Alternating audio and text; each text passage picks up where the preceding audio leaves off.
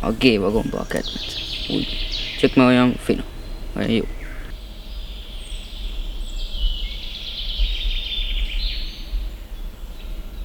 A banyaerdő igazából nagyon sok oldalról táplálkozik.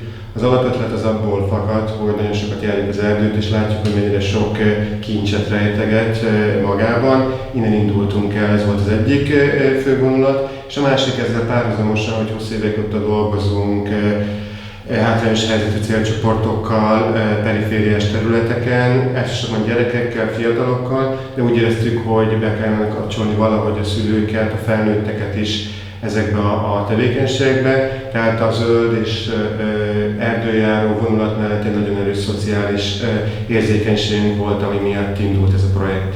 Mi úgy gondoljuk, hogy azok a jó projektek, amelyek a helyi tudásra, helyi adottságokra, a természeti erőforrásokra épülnek. Az első lépés egy ilyen közös gondolkodás és a tervezés volt.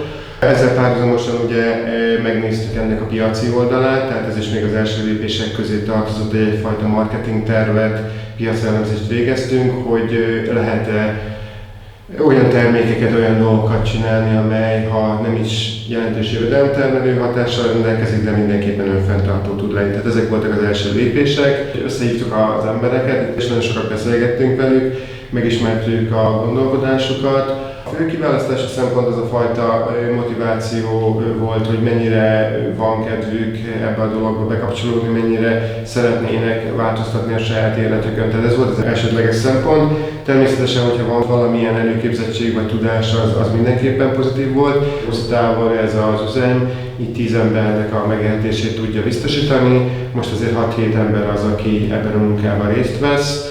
Bízunk benne, hogy ez majd tovább tud növekedni. A pirulógalóca, így nyerő. Neki a kalapbőrét le kell húzni, és 20 perces hőkezelés után fogyasztható. Ő az egyik galócaféle, ami ehető és nem mérgező. Aztán hoztunk többféle galambgombát.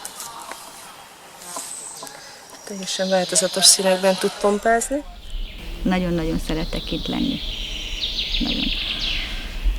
Jó a társaság. Kevesen vagyunk. Nem kötött a munka, hogy ugyanazt csinálom, nem monoton, változatos. Nincs 2 egyforma nap. Mindig más csinálunk, és ez is jó. Tűz a nap, vagy tényleg esik, mindegy. Bebújok a kis lukakba, már minden eltűnök, és akkor majd is jön a gombába. 3-4 óra, 5, annyi kell azért az erdőbe, hogy az ember azért lassan körülnézzen és szedjen. Hát valamikor azért tele vannak a kis kosarak, az nagyon jó. Idén még nem sikerült, most lesz csak jobban, mert nem volt errefele nagyon gomba. De azért szoktunk úgy kilóra, nem tudom, sokat. Ugye azért fel is kell dolgozni délután, szárítani. Ez a pirulógalóca. És nem tudom mire jó. Ez a krisztának kell, ez a vargánya. Ez jó rántani, meg pörköltbe, hát nem tudom, lehet. Nagyon örülünk annak, hogy itt az erdő faanyagon kívüli melléktermékei is hasznosulnak, ilyen finomságokat készítenek belőle. 2019-ben a Banyaerdő Szociális Szövetkezet jelentkezett nálunk gombagyűjtési engedélyért. Természetesen az engedélyt kiadtuk, a kapcsolatunk azóta is nagyon pozitív. Mintaértékű szerintem, amit ők tesznek, nem csak erdőzért, mindenben megpróbál nekik segíteni. Én vagyok a kenyérkereső. Persze, hát iskolások a gyerekek még, úgyhogy az egy, aki már ugye fölnőtt, mindegyik iskolás még, úgyhogy én vagyok a család fenntartó. Nagyon sokat számít. Nagyon sokat számít. Nem a 22 segély. Nagyon sok felé megfordultam. Konzervgyár, húsüzem Kaposváron, Kaposplaszt, napszám, bútorüzem. Szóval ez most jó.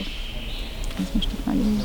Én egy kacsótai tejüzemben dolgoztam ezelőtt, több műszakos munka, de az nagyon kényelmetlen volt.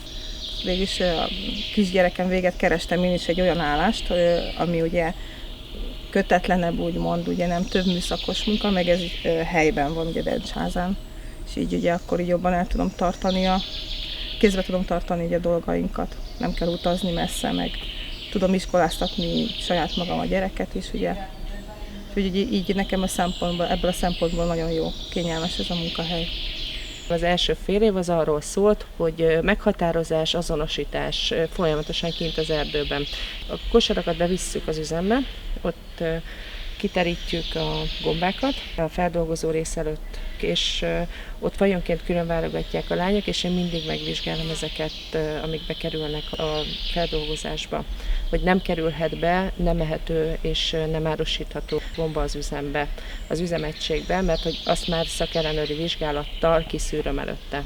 Egyébként ők nagyrészt ismerték a gombákat már, hiszen itt laknak az erdő mellett, és az alapgombákat szedték. Itt a vargányára gondolok, itt az őzlábgombára gondolok, a szegfűgombára, ezeket így szedték. Valamit nem ismertek, és azt így megtanítottam nekik. Mindig elmesélem nekik, hogy mik a határozó bélyegek, mitől tudják megkülönböztetni a másik gombától. Folyamatosan kint vannak egyébként plakátok az üzemben is, ahol az összes ehető árusítható gombafaj fönt van. Nálunk nem az a klasszikus 8-tól 4-ig, vagy esetleg 12 órás munkarendben való munkavégzés van, hanem feladatalapú munka van. Megpróbáljuk bevonni őket a döntésekbe is. Szerintem ez nagyon-nagyon sokat jelent ezeknek az asszonyoknak, hogy a termékfejlesztéstől kezdve a mennyiségekig mindent megbeszélünk, és ők is beleszólhatnak abba, hogy mondjuk hogyan készüljön el egy ételkülönlegesség, sőt, nem egyszer ők azok, akiknek jobb ötleteik vannak, mint mondjuk nekem.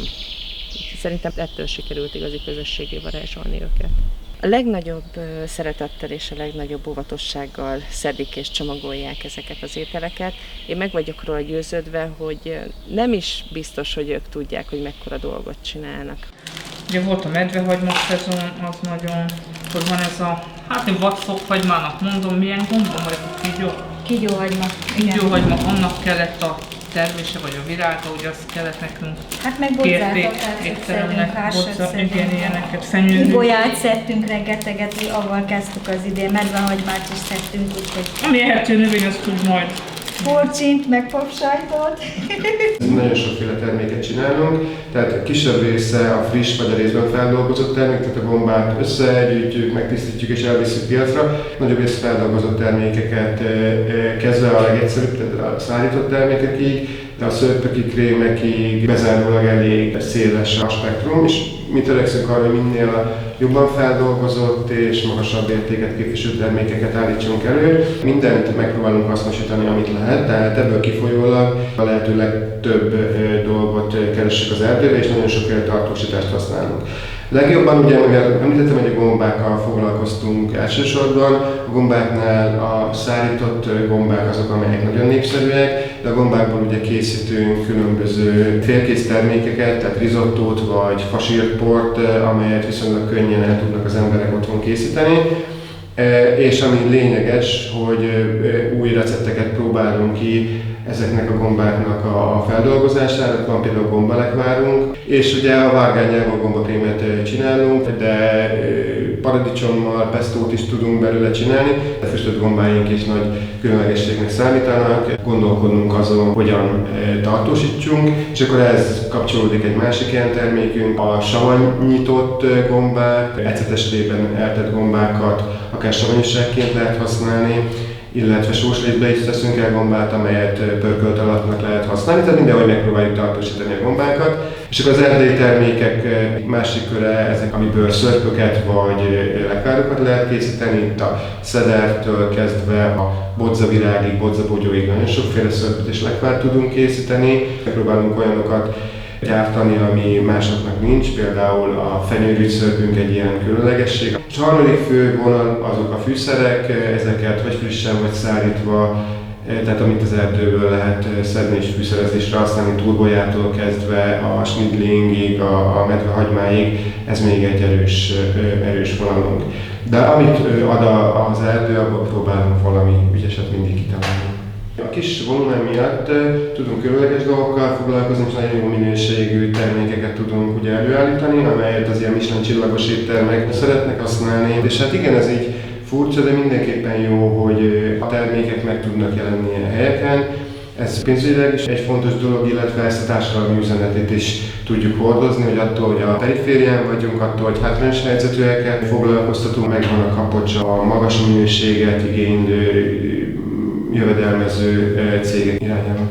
Decsháza egy kis település, szociális hátrányokkal küzdünk, és hát úgy gondolom, hogy ez is egy olyan kezdeményezés lehet, ami ezt hosszú távon talán tudja egy picit csökkenteni. Azt gondolom, hogy itt a faluban, hogyha a biztos jövedelmet tudná ez a dolog kínálni az embereknek, akkor többen szívesen elmennének akár növényeket gyűjteni, vagy gombát szedni, vagy esetleg olyan dolgot termelni, amit a kisüzem fel tud dolgozni. Én azt szeretném, hogyha ez a kisüzem is valamikor elérni azt, hogy egyre több embernek tudna ilyenfajta kiegészítő jövedelmet biztosítani.